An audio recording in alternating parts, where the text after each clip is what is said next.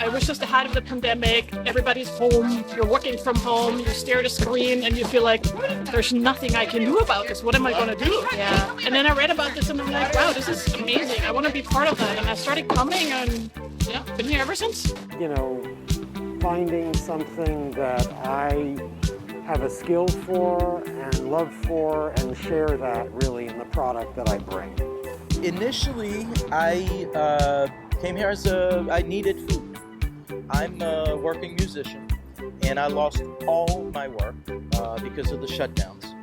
I didn't sign up because I thought, well, there's going to be enough people who need it. And I'm disabled, and I thought, well, if I can buy my own food. But it gets to where they're costliness so that people and bad. Whenever I live over here, I live with like about 12 bags that support like about 49 people. And then there is a guy I meet on the exit of Vermont and Hoover. This guy is from Romania. He doesn't speak any English, he doesn't speak any Spanish. He just came across the border and he has a wife and he has 2 twins and he has a 3-year-old. And he had a big sign saying that, hey, I need help.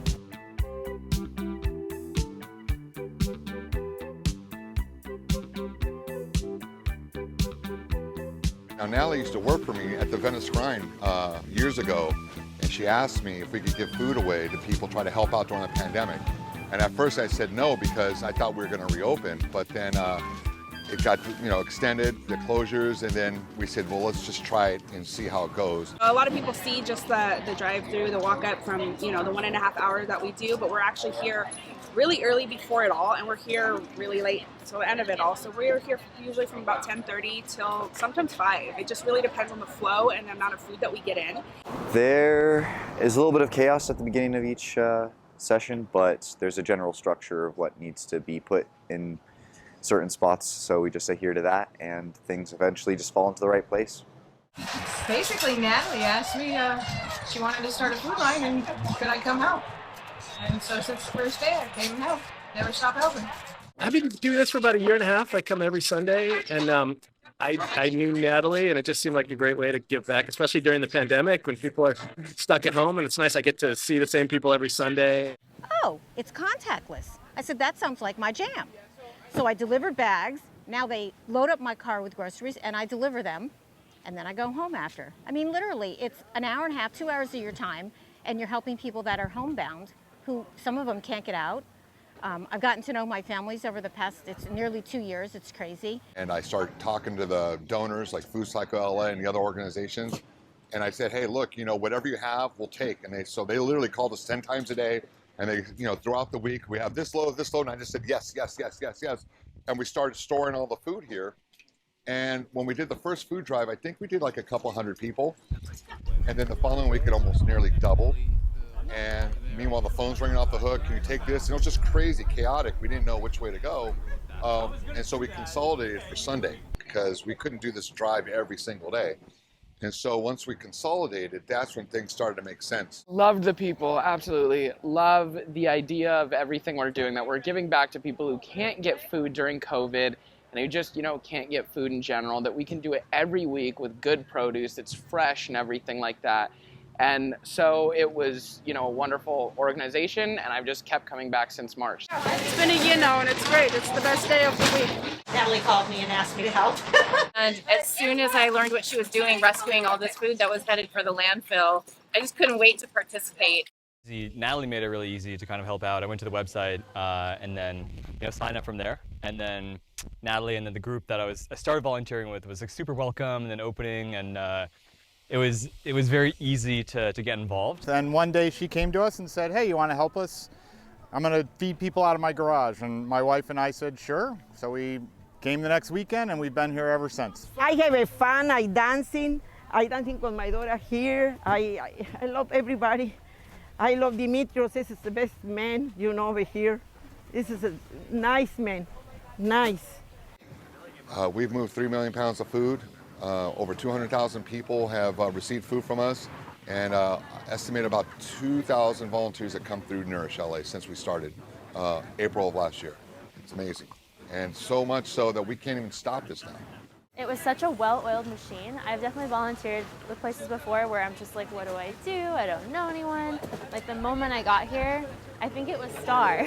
She was like, grab a bag of groceries for yourself. And I was like, what? I haven't even done anything yet. And she's like, yeah, you don't have to work to earn your bag. Like, we want everyone, all the volunteers it's just as important to us that they get food too. You know, I'm mostly here, I'd love to get some fresh produce. So one of the volunteers handing out produce, oh, well, we have a box full of produce here. And I just almost cried. I was like, wow, this is amazing. And the week after, I came back to volunteer. Yeah, there's more than 300 pieces today. I am really surprised by the quality of the food. Yeah, I mean, healthy food. So I see organic, I mean, maybe not, it's not always this way, but I saw raspberries and fresh cut fruits and organic eggs and, you know, appropriate quality food we all want to eat. And the food is quality food. Occasionally you have to weed out some overripe things that goes in our compost pile that goes right back into the ground, which Natalie had started gardening, regenerative gardening. So now that's going into the ground, so nothing goes to waste. The cardboard goes in the recycle bin, the food waste goes to the goat pit or to the recycle pit. I'm here not just for the community, but also for the climate. Really, that all of this food that would go to the landfill would eventually be converted into greenhouse gases, and now we're feeding people and keeping this food out of the landfills at the same time. It's good for everyone involved.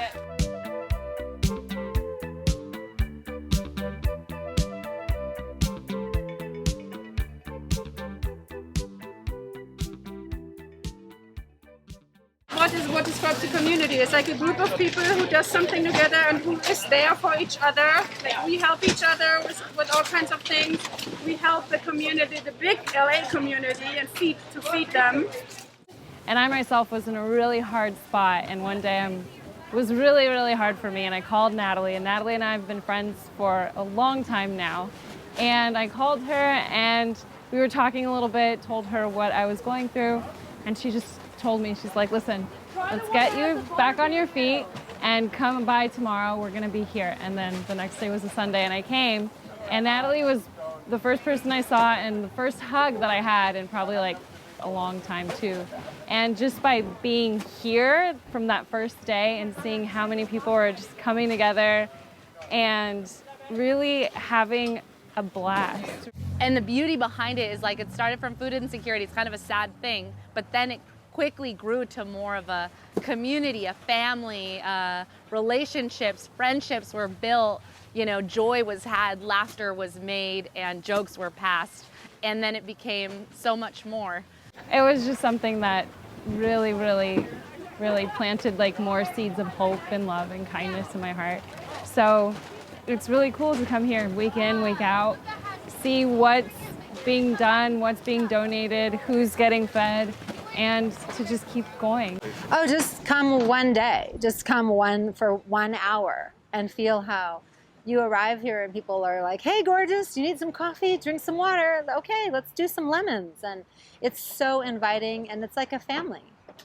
I was going to St. Mark's Parish in Venice, and all the masses got shut down. And a couple of folks from St. Mark's told me about nourish.la and asked me if I'd like to volunteer. And since I didn't have a mass to go to, I felt like this was a good way to kind of fill that void. And actually, to be honest with you, I've been doing it now for about 8 months, and this has become my church to a certain extent. The vibe is high. When you come here, the music's going, everybody's in a really great mood, and we all are here for the same purpose of helping others. And it's just inspiring to be here. I'm hoping to be here more often, so it definitely is a great cause. Everybody's welcome. Everybody's welcome over here. I don't have a discrimination for nobody over here. Everybody's the same.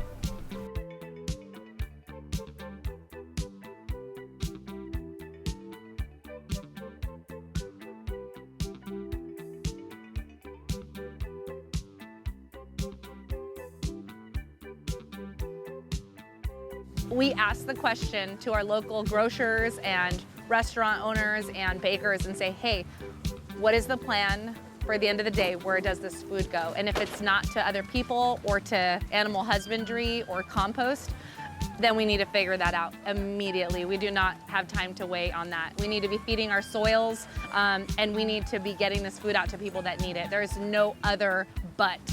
So overall, it's been a good experience. Oh my gosh. Are you kidding? I got to meet her. We love her so much. We make new friends. We make new family. friends, yeah. My friend, another friend that's here. Yeah. You know, it's just, yeah, it's cool. We love it. I see these people more than anybody else. Yeah, I see them me more too. than my family because, you know, this is my family.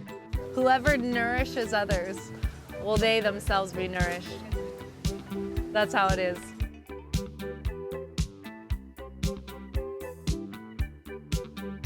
And you get to play with a knife, and that's I fun. do get to play with a knife. It's a very fan of big knives too. I don't let him. I get to be bossed around by her all day too. It's very fun.